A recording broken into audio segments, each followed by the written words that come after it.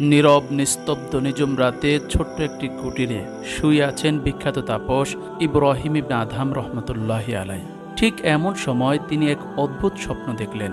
কে যেন তাকে লক্ষ্য করে বলছে, হে আদহাম, তোমার বেলায়েতের মাকামকে আরো উঁচু করার উদ্দেশ্যে বলখের বাদশার একমাত্র রাজকন্যা গুলে জান্নাতের সাথে তোমার বিয়ে ঠিক করা হয়েছে। অতএব তুমি আল্লাহ তাআলার উপর ভরসা করে সকল প্রস্তুতি গ্রহণ করতে থাকো।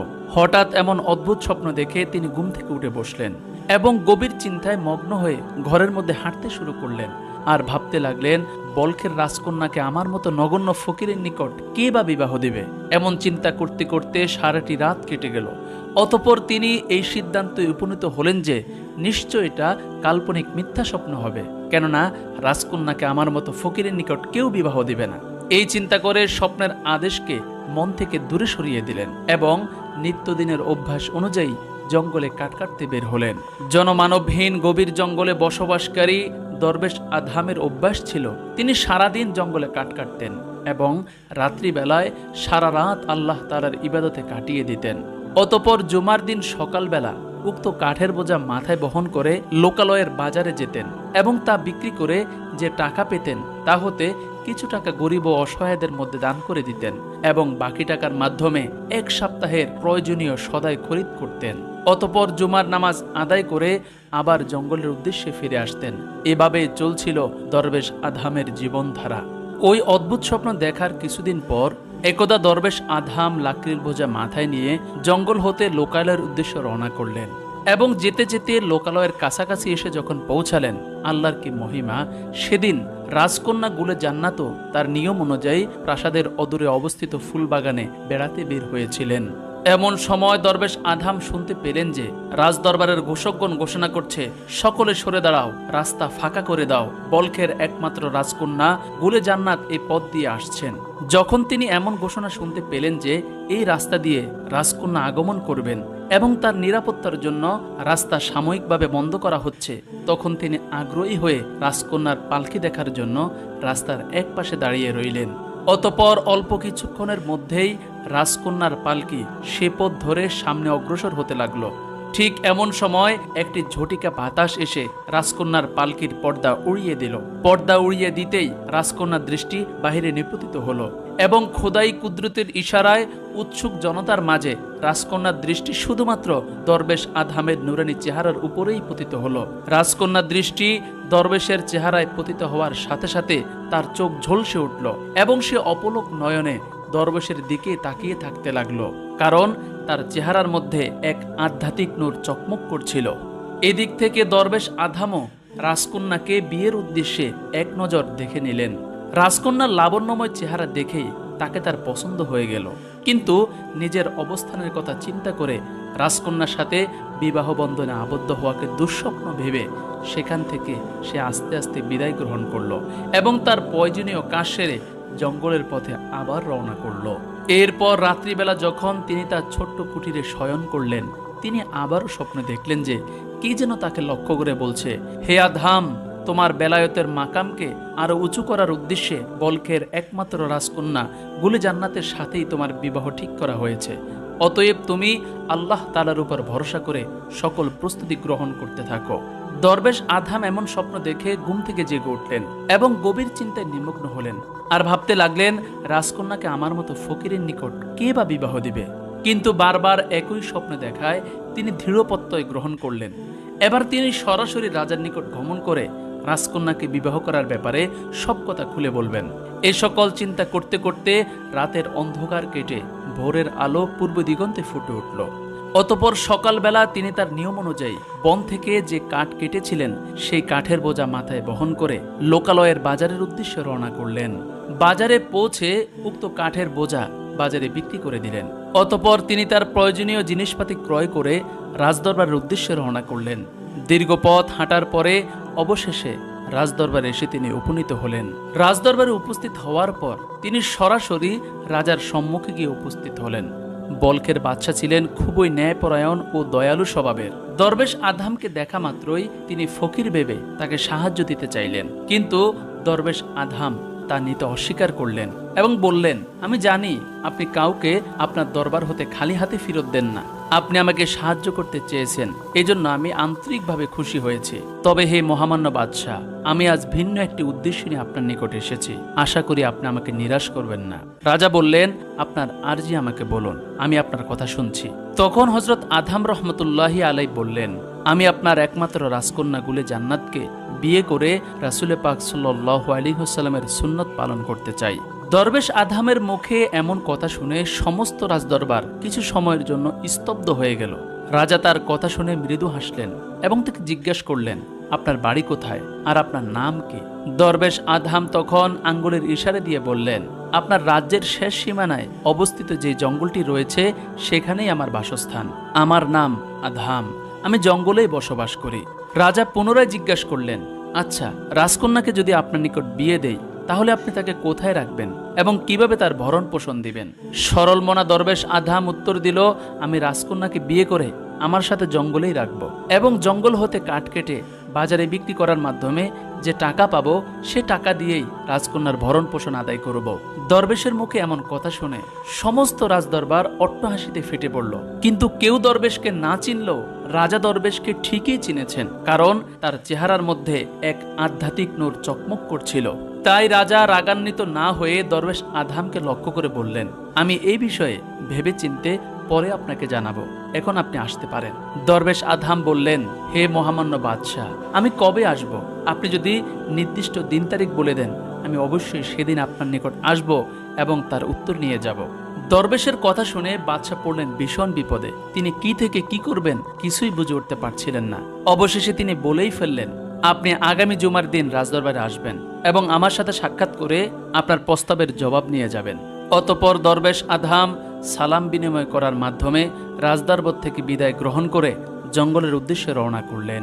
এদিক থেকে রাজদরবার শেষ হলে রাজা চিন্তিত অবস্থায় সরাসরি খাসকামরায় গমন করলেন। আজ তিনি কারো সাথে কথা বলছেন না, কি যেন এক মহাচিন্তায় তাকে বিভোর করে রেখেছে। একটু পরেই তার খাসকামরায় আগমন করলো তার স্ত্রী। রাজাকে বিষণ্ণ দেখে সে জিজ্ঞাসা করলো, আপনার আজ কি হয়েছে? আপনাকে কেন এমন দেখাচ্ছে? আর কারোর সাথে আপনি কথা বলছেন না কেন? রাজা তখন উত্তর দিল, আজ শাহী মহলে এক দরবেশ আগমন করে আমাদের একমাত্র কলিজার টুকরা গুলে জান্নাতকে বিবাহ করার প্রস্তাব দিয়েছে, এজন্যই আমি চিন্তিত হয়ে আছি। একমাত্র কলিজার টুকরা গুলে জান্নাতের বিয়ের কথা শুনে রানী চমকে উঠলেন এবং বলা শুরু করলেন, আপনি ওই দরবেশকে কি উত্তর দিয়েছেন? রাজা তখন বলল, দরবেশের পক্ষ থেকে প্রস্তাব শুনে আমি চিন্তায় পড়ে যাই। তাকে যদি খালি হাতে ফেরত দেই তাহলে আল্লাহ তাআলা আমাদের উপর নারাজ হবেন, আর যদি তার সাথে আমাদের মেয়েকে বিয়ে দেই তাহলে সকল জনগণ আমাদের উপর অসন্তুষ্ট হবেন। কেননা রাজকন্যার সাথে রাজকন্যার বিয়েই মানানসই হয়, একজন দরবেশের সাথে রাজকন্যার বিয়ে কখনোই মানানসই হতে পারে না। দরবেশের প্রস্তাব শোনা মাত্রই আমি চিন্তিত হয়ে পড়লাম। এই অবস্থায় আমি আল্লাহ তাআলাকে খুশি করব নাকি জনগণকে খুশি করব? তখন আমি কিছুই বুঝে উঠতে পারছিলাম না। তাই দরবেশকে নিরাশ না করে আগামী সপ্তাহে জবাব নেওয়ার জন্য রাজদরবার আসতে বলেছি। রাজার মুখ থেকে সকল কথা শুনে রানীও খুব চিন্তায় পড়ে গেলেন। কি করবেন তিনিও বুঝে উঠতে পারছিলেন না। ঠিক এমন সময় রানী বলতে লাগলেন, হে মহামান্য বাদশাহ, আপনি চিন্তা করবেন না, আপনি প্রধান উজিরকে ডাকুন এবং তার নিকট একটি পরামর্শ তলব করুন, হয়তো সে এর কোনো একটি সুন্দর মীমাংসা করে দিতে পারবে। এরপর রাজা রাজ্যের প্রধান উজিরকে তার খাসকামরায় ডাকলেন। উজির রাজার পক্ষ থেকে সংবাদ পাওয়া মাত্রই দ্রুত তার খাসকামরায় গিয়ে উপস্থিত হলেন। উজির উপস্থিত হওয়ার পর রাজা তাকে সব বিষয় খুলে বললেন। সকল বিষয় অবগত হয়ে রাজাকে সে লক্ষ্য করে বলল, জাহাপনা, আপনি চিন্তামুক্ত থাকুন, আমি দরবেশকে এমন সুন্দর জবাব দেব যে তিনি আর কখনোই রাজদরবারের আশেপাশেও আসবেন না। রাজা তার কথা শুনে আশ্বস্ত হলেন এবং উজিরকে ধন্যবাদ জানিয়ে বিদায় জানালেন। এদিক থেকে দরবেশ আদহাম গভীর জঙ্গলে ইবাদত বন্দিগিতে মশগুল রয়েছেন এবং বুক ভরা আশা নিয়ে জুমাবারের অপেক্ষা করছেন। অপেক্ষার প্রহর যেন শেষই হচ্ছে না। অবশেষে বহু প্রতীক্ষার পর শুক্রবার জুমার দিন দরবেশের কাছে এসে ধরা দিল। শুক্রবার সকাল হতেই দরবেশ আদহাম তার অভ্যাস অনুযায়ী লাকড়ির বোঝা মাথায় নিয়ে লোকালয়ের বাজারের উদ্দেশ্যে রওনা করলেন। জঙ্গলের পথ পাড়ি দিয়ে লোকালয়ে পৌঁছে বাজারে গিয়ে তার সকল লাকড়িগুলো বিক্রি করলেন। লাকড়ি বিক্রি করার সাথে সাথেই তিনি আর দেরি করলেন না, সরাসরি রাজদরবারের দিকে রওনা করলেন। দীর্ঘ পথ অতিক্রম করে অবশেষে দরবেশ আদহাম রাজদরবারে এসে পৌঁছালেন এবং সরাসরি রাজার সম্মুখে গিয়ে উপস্থিত হলেন এবং তাকে সালাম বিনিময় করলেন। রাজা দরবেশকে দেখা মাত্রই চমকে উঠলেন এবং কিভাবে তাকে কৌশলে বিদায় দেওয়া যায় সে চিন্তায় অস্থির হয়ে উঠলেন।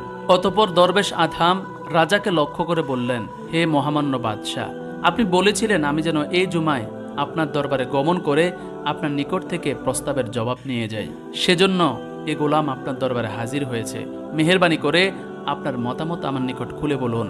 দরবেশের কথা শেষ হলে রাজা বলা শুরু করলো, আপনি কোনোই চিন্তা করবেন না, আমি আপনার প্রস্তাবে সম্পূর্ণই রাজি আছি। তবে আমি আজ রাজদরবারের কাজে অনেক ব্যস্ত রয়েছি, তাই আপনার সাথে বিস্তারিত কথা বলতে পারছি না। আপনি আমার প্রধান উজিরের সাথে সাক্ষাৎ করুন, সে আপনাকে এ ব্যাপারে বিস্তারিত সবকিছু বুঝিয়ে বলবে। এ কথা বলে বাদশাহ অন্দর মহলের দিকে রওনা করলেন। অতঃপর দরবেশ আধাম রাজদরবারের উজিরের নিকট গমন করলেন। উজির দরবেশকে দেখা মাত্রই মিথ্যা অভিবাদন জানালেন। দরবেশ উজিরের অভিবাদন দেখে সন্তুষ্ট হলেন, কিন্তু উজিরের উদ্দেশ্য যে ভিন্ন ছিল তা দরবেশ কখনোই বুঝতে পারলেন না। অতঃপর দরবেশ উজিরকে লক্ষ্য করে বললেন, মহামান্য বাদশাহ আমাকে আপনার নিকট পাঠিয়েছেন এবং বলেছেন রাজকন্যাকে বিয়ে করার ব্যাপারে আপনি উত্তর প্রদান করবেন। অতএব আপনি আমাকে সবকিছু খুলে বলুন, আমি মন দিয়ে শুনছি। দরবেশের কথা শেষ হলে উজির এক ফন্দি এঁটে বলল, জনাব, রাজকন্যাকে আপনার নিকট বিয়ে দিতে আমাদের কারোই কোনো আপত্তি নেই। তবে একটি বিষয় আমি চিন্তা করে দেখলাম, তা হলো রাজকন্যার এই বিয়েতে তার নিজের মতামত আছে কিনা তা আমাদের একবার জেনে নেওয়া উচিত। দরবেশ আধাম তখন চিন্তা করলেন, সত্যিই তো, রাজকন্যা এই বিয়েতে তার মতামত আছে কিনা এটা তো আমার জানা দরকার, কেননা তার মতামত জানা খুবই গুরুত্বপূর্ণ বিষয়।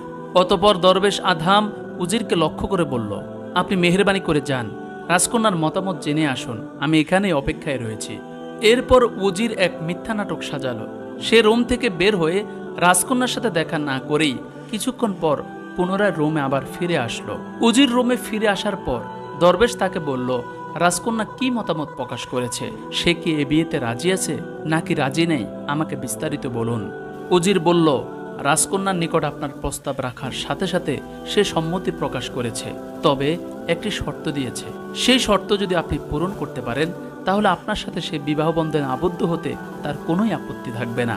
দরবেশ আধাম বললেন, হে মহামান্য উজির, রাজকন্যা কি শর্ত দিয়েছে আমাকে খুলে বলুন, আমি চেষ্টা করব তার সকল শর্তগুলো পূরণ করে দিতে। উজির বলল, রাজকন্যার নিকট এক জোড়া মহামূল্যবান মুক্তা রয়েছে। সে বলেছে যে ব্যক্তি অনুরূপ আরেক জোড়া মুক্তা এনে দিতে পারবে তার সাথেই সে বিবাহ বসবে। অতএব আপনি যদি আরেক জোড়া মুক্তা জোগাড় করে দিতে পারেন তাহলেই রাজকন্যা আপনার সাথে বিবাহ বন্ধনে আবদ্ধ হবে এবং আমাদেরও কোনো আপত্তি থাকবে না আপনার হাতে রাজকন্যাকে তুলে দেওয়ার ব্যাপারে। দরবেশ উজিরের মুখ থেকে এমন কথা শুনে চিন্তিত হলেন। তারপরেও মনে শক্তি নিয়ে বললেন, আচ্ছা ঠিক আছে, তবে সেই মুক্তা জোড়া যদি একবার আমি না দেখি তবে তার অনুরূপ মুক্তা আমি কিভাবে জোগাড় করব? মেহেরবানি করে সেই মুক্তা জোড়া আমাকে দেখার ব্যবস্থা করে দিন। উজির বলল, হ্যাঁ, আপনার কথা যুক্তিসঙ্গত, আপনি অপেক্ষা করুন, আমি এখনই সেই মুক্তা জোড়া আপনার নিকট নিয়ে আসছি। এই কথা বলে সে অন্দর মহলের দিকে রওনা করল এবং কিছুক্ষণ পর একজোড়া মুক্তা হাতে নিয়ে রোমে ফিরে আসলো এবং বলল, দেখুন, এটাই সে রাজকন্যার মুক্তা। অতঃপর দরবেশ আধাম উজিরের হাত থেকে সে মহামূল্যবান মুক্তা নিয়ে ভালোভাবে পর্যবেক্ষণ করে দেখলেন এবং বললেন, আমি আল্লাহর উপর ভরসা করে বলছি, আপনি আমাকে কয়েকদিন সময় দিন, আমি অবশ্যই আরেক জোড়া মুক্তা সংগ্রহ করে নিয়ে আসব। উজির তখন রাগ হয়ে বলল, এই মুক্তা নিয়ে আসা এত সহজ বিষয় না, এগুলো গাছের ফল নয় যে ছিঁড়ে নিয়ে আসবেন। এই মুক্তাগুলো এতটাই দুর্লভ যে শুধুমাত্র রাজা বাদশাদের কাছে এগুলো থাকে, অন্য কোনো জায়গায় এগুলো পাওয়া যায় না। উজিরের কথা শেষ হলে দরবেশ আধাম বললেন, আমি জানি এসব দামি পাথর শুধুমাত্র রাজা বাচ্চাদের ঘরেই থাকে, কিন্তু আল্লাহ তাআলা সর্বশক্তিমান, তিনি ইচ্ছা করলে সব কিছুই সহজ। উজির বলল, আপনার কথা ঠিক আছে, তবে আমি আপনাকে একটি কথা স্মরণ করিয়ে দিতে চাই, যদি এই রকম মুক্তা ব্যবস্থা করতে না পারেন তাহলে ভবিষ্যতে কখনো রাজকন্যাকে বিয়ে করার ব্যাপারে প্রস্তাব নিয়ে এখানে আসবেন না। যদি আসেন তাহলে কিন্তু খুব খারাপ হবে।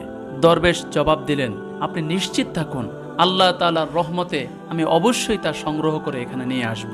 এতক্ষণ পর্যন্ত উজির দরবেশের সাথে ভালোই ব্যবহার করছিল, কিন্তু হঠাৎ করে সে বলে উঠল, আরে তোমার মতো ফকিরের পক্ষে এরকম মুক্তা জোগাড় করা কখনোই সম্ভব নয়, তুমি আমাদেরকে বিরক্ত না করে এখান থেকে সরে পড়ো। উজিরের এমন কথা শুনে দরবেশের গায়ে যেন আগুন লেগে গেল। সে রাগান্বিত কণ্ঠে বলে উঠল, রে মূর্খ উজির, তুই আল্লাহর মহিমার ব্যাপারে কতটুকু জানিস? যদি আমার আল্লাহ চান তাহলে এইরূপ হাজারো মুক্তা আমি হাজির করে দিতে পারবো। উজির তখন বলল, আচ্ছা দেখা যাবে, তুমি এখান থেকে বিদায় হও। যদি তা সংগ্রহ করতে পারো তাহলেই ফিরে আসবে, আর যদি না পারো তাহলে কখনোই এখানে যেন তোমাকে না দেখি। এরপর দরবেশ আধাম আল্লাহ তাআলার উপর ভরসা করে রাজদরবার থেকে বের হলেন এবং গভীর জঙ্গলের উদ্দেশ্যে রওনা করলেন। জঙ্গলে পৌঁছার পর তিনি তার ছোট্ট কুটিরে প্রবেশ করে গভীর রাতে আল্লাহ তাআলার দরবারে দুহাত তুললেন এবং মুনাজাত করে বলতে লাগলেন, হে দয়াময় আল্লাহ, আপনি সকল ক্ষমতার অধিকারী, আপনি সকল রাজাদের রাজা, আসমান ও জমিনের সকল সম্পত্তির চাবিকাঠি একমাত্র আপনার হাতেই। হে দয়াময় আল্লাহ, আমি আপনার তুচ্ছ নগণ্য গোলাম। আপনার কুদরতি ইশারাতেই আমি রাজকন্যাকে বিয়ে করার ইচ্ছা পোষণ করেছি, কিন্তু তারা যে শর্ত দিয়েছে, আপনার সাহায্য ছাড়া আমার পক্ষে তা জোগাড় করা কখনোই সম্ভব নয়। হে দয়াময় খোদা, আমি তো ঠিকভাবে পেট পুরে খাবার খেতেই পাই না, আমি কি করে মহামূল্যবান মুক্তার ব্যবস্থা করব? হে খোদা, রাজকন্যাকে বিয়ে করার ক্ষেত্রে আপনার যদি ইচ্ছা থাকে তাহলে আপনি আমার জন্য এই মুক্তার ব্যবস্থা করে দিন। এই কথাগুলো বলে দরবেশ আধাম অজর নয়নে মুনাজাতে কাঁদতেছিলেন। মুনাজাত শেষ করে সে তার বিছানায় শয়ন করলেন। শয়ন করার কিছুক্ষণ পরেই তিনি স্বপ্নে দেখলেন যে হযরত খিজির আলাইহিস সালাম তার ঘরে তাশরিফ নিয়েছেন এবং তাকে লক্ষ্য করে বলছেন, হে আধাম, তুমি চিন্তিত হয়েও না, আল্লাহ তাআলা রাজকন্যাকে তোমার নসিবেই রেখেছেন। আর তুমি মনোযোগ সহকারে শোনো, আগামীকাল সকালবেলা জঙ্গলের শেষ প্রান্তে যে সাগর রয়েছে, তুমি তার পাড়ে গিয়ে আল্লাহ তাআলার রহমতের অপেক্ষা করবে। সেখানেই আল্লাহ রাব্বুল আলামিন তোমার জন্য মুক্তার ব্যবস্থা করে দিবেন। এ কথাগুলো বলে হযরত খিজির আলাইহিস সালাম বিদায় গ্রহণ করলেন। ঘুম ভেঙে যাওয়ার সাথে সাথে দরবেশ আধাম বিছানা থেকে উঠে বসলেন এবং আল্লাহ তাআলার দরবারে শুকরিয়া আদায় করে সকালের অপেক্ষা করতে লাগলেন। অপেক্ষা করতে করতে রাতের অন্ধকার দূরীভূত হয়ে সকালের সূর্য পূর্ব দিগন্তে উদিত হলো। সকাল হওয়ার সাথে সাথে দরবেশ আধাম আর দেরি করলেন না। জঙ্গলের পথ পাড়ি দিয়ে তিনি জঙ্গলের শেষ প্রান্তে সাগর পাড়িকে উপস্থিত হলেন। সাগর পাড়ে উপস্থিত হতেই দরবেশ আধাম লক্ষ্য করে দেখলেন যে আল্লাহ তাআলার কুদরতি ইশারায় সমস্ত সাগর পাড় অনুরূপ মণিমুক্তা দ্বারা ভরে আছে এবং তার আলোয় সমগ্র জায়গাগুলো চকমক করছে। যেই মুক্তাগুলো রাজা বাদশা ব্যতীত অন্য কোনো জায়গায় পাওয়া যায় না, এমন দুষ্প্রাপ্য দুর্লভ মুক্তা দ্বারা সমগ্র সাগর পাড়কে ভরে যেতে দেখায় দরবেশ আধাম নিজেকে আর নিয়ন্ত্রণ করতে পারলেন না। সেজদায় পতিত হয়ে আল্লাহ তাআলার দরবারে শুকরিয়া আদায় করলেন। ঠিক তখনই গায়েব থেকে এক আওয়াজ আসলো। গায়েব থেকে আধামকে বলা হলো, হে আধাম, আমি তোমার প্রতি সন্তুষ্ট রয়েছি, তুমি সেজদা থেকে মাথা উত্তোলন করো এবং তোমার যেই পরিমাণ মুক্তা নেওয়া প্রয়োজন এখান থেকে নিয়ে যাও। গায়েব থেকে আওয়াজ শোনা মাত্রই দরবেশ আধাম সিজদা থেকে মাথা উত্তোলন করলেন এবং তার থলিতে ভর্তি করে অনেকগুলো মণিমুক্তা নিলেন। মণিমুক্তা নেওয়ার সাথে সাথেই তিনি আর বিলম্ব করলেন না, সোজা রাজদরবারের উদ্দেশ্যে রওনা করলেন। প্রিয় দর্শকবৃন্দ, ভিডিওটি দীর্ঘ হয়ে যাওয়ায় প্রথম পর্বটি আমরা এখানেই শেষ করছি। ইনশাআল্লাহ আপনাদের সাথে দেখা হবে দ্বিতীয় পর্বে। এতক্ষণ পর্যন্ত ধৈর্য সহকারে যারা প্রথম পর্বটি দেখলেন, আপনাদেরকে আন্তরিক মোবারকবাদ জানিয়ে আজকের মতো এখানেই বিদায় নিচ্ছি। আসসালামু আলাইকুম ওয়া রাহমাতুল্লাহি ওয়া বারাকাতুহু।